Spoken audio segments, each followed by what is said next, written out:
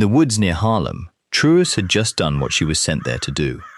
She had posed as a Moffenmaid.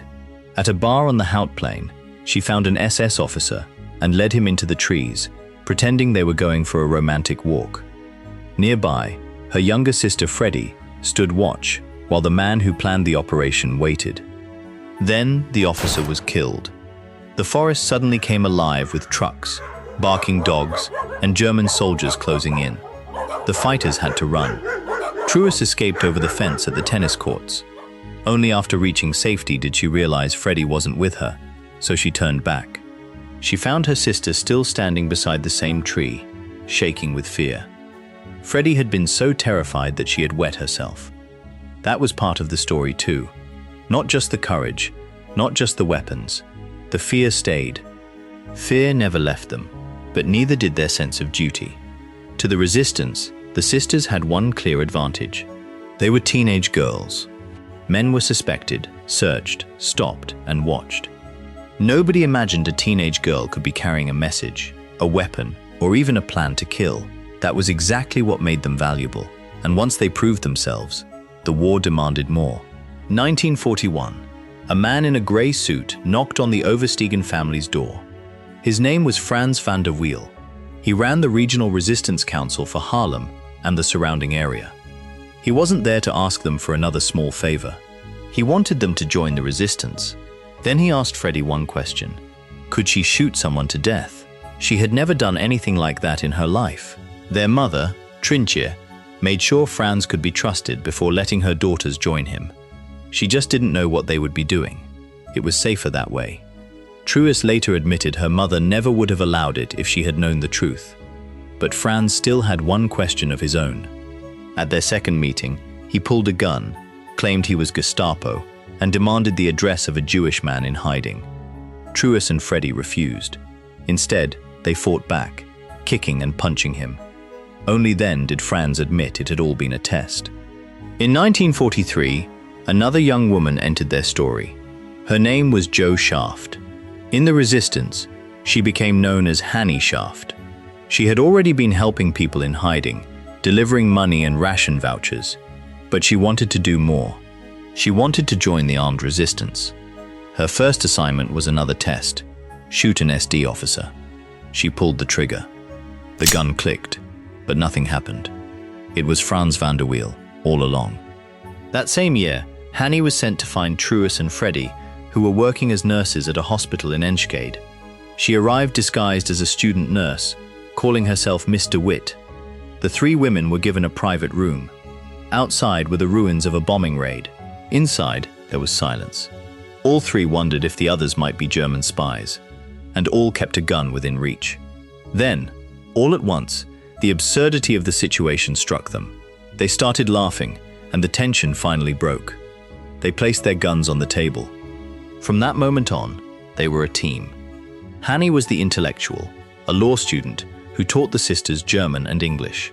Truus was steady, decisive, and calm under pressure. Freddie was the scout, mapping out a place before anyone else went near it. Together, they did almost everything the resistance needed. They smuggled illegal newspapers, carried weapons, forged identity papers, and gathered intelligence on coastal defenses and a rocket launch site. Information that eventually made its way to London. But it was the armed missions that would follow them for the rest of their lives. Public killings brought brutal German reprisals, so Frans moved the work somewhere quieter. The Haarlemmer Hout, the city forest, became one of those places. The plan depended on something the Germans did not expect. 3 young women who could flirt, laugh, dress up, and wear makeup without attracting suspicion. They called it playing Moffen girls. Powder, mascara, bright lipstick. Freddie later joked that Frans did their makeup himself, and that with lips that read, they looked ridiculous. Sometimes the disguise was enough to gather information. Other times, it was used to lure a target into the trees. The first time Truus was given that mission, she hated it. She had to lead an SS officer into the woods while Freddie stood watch, and Frans waited to strike. She felt sick to her stomach, but she did it anyway. Looking someone in the eye, waiting for the right moment, then watching them fall taught them what this work would cost. Freddie never forgot that feeling. The occupation kept getting harsher, and their reasons for staying in the fight were no longer abstract. Truus had watched German soldiers pull people from the streets, stand them against a wall, and shoot them. She said those scenes filled her with rage and disgust. The women also helped move Jewish children to safe houses. On one mission, Truus biked a 5-year-old boy named Lochia to a family that would hide him. He was nervous, so she sang to him along the way. They rode straight into a German column that was under attack from Allied fighter planes. Lochia didn't survive. It wasn't history anymore. It was happening in front of them. Even in the middle of all this, there were lines the 3 women refused to cross. At one point, they were asked to kidnap the children of the Reich commissioner. Freddie refused immediately, and Truus and Hannie agreed with her. Hannie put it simply, "We are not Hitlerians. Resistance fighters do not kill children." That same principle stopped them during a planned attack on a woman accused of betraying her neighbors. They waited for their moment, but when the woman stepped outside, her 4-year-old son was beside her on a sled. They didn't take the shot. By 1944, the occupation had become even more severe. Anyone caught with a weapon could be shot on sight. Soon, even helping the resistance could mean execution without trial. Then came the hunger winter. In the west of the Netherlands, cold and starvation killed roughly 20,000 people. The resistance kept working. By then, Hannie was carrying a grief of her own. In June 1944, an operation alongside her friend Jan Bonekamp went wrong. Jan was shot, captured, and later died. That night, Hannie came to Truus in tears, blaming herself for not going back for him.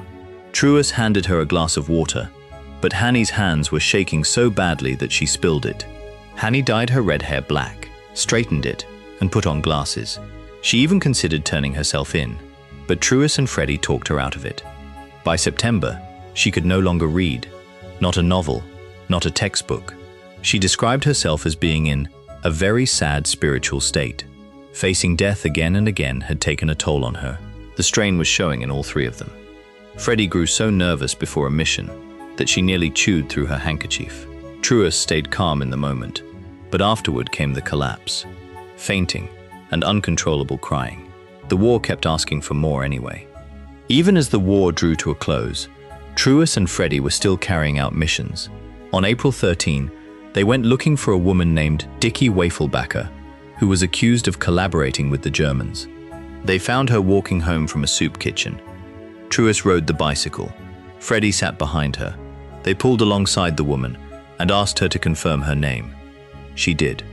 Truus fired. While Truus and Freddie were still carrying out missions, Hannie's fate had already been sealed.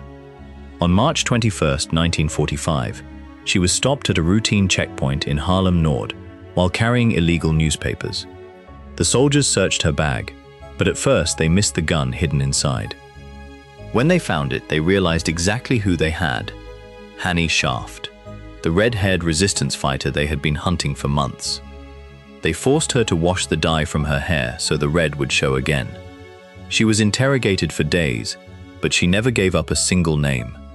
On April 17, 1945, just weeks before liberation, Hannie Schaft was taken from her cell to the dunes near Overveen and executed. Truus didn't know. She went from prison to prison looking for her friend, using false names and invented stories to get through the doors. At one prison, a guard showed her a registry. Hannie's name had been crossed out. That was how Truus learned she was gone. When liberation came, Truus went to the prison gates with flowers in her hands, waiting to welcome Hannie home. Hannie never walked out. The war ended. For Truus and Freddie, its effects did not. After the war, neither sister would say how many people they had killed. When asked, Freddie always gave the same answer: "You shouldn't ask a soldier that question." Instead, they talked about the rules they followed. Confirm the target's identity. Never let them see it coming. Never touch a child. But the rules couldn't make the memories disappear. Years later, Truus reflected on the war. "I wasn't born to liquidate," she said. "Do you know what it does to your soul?" The cost showed up in ordinary places. Freddie would stay in bed for days at a time, while her husband ran the house and raised their children without her. Truus spent time in a mental institution. Every year, around the anniversary of liberation, both sisters had the same nightmares. The memories were still vivid decades later. Freddie's son, Remy, put it simply. For his mother, the war never really ended. It was only over when she died. And that's where this story returns. To the woods, to a girl standing beside a tree, sent there to watch and forced to see everything.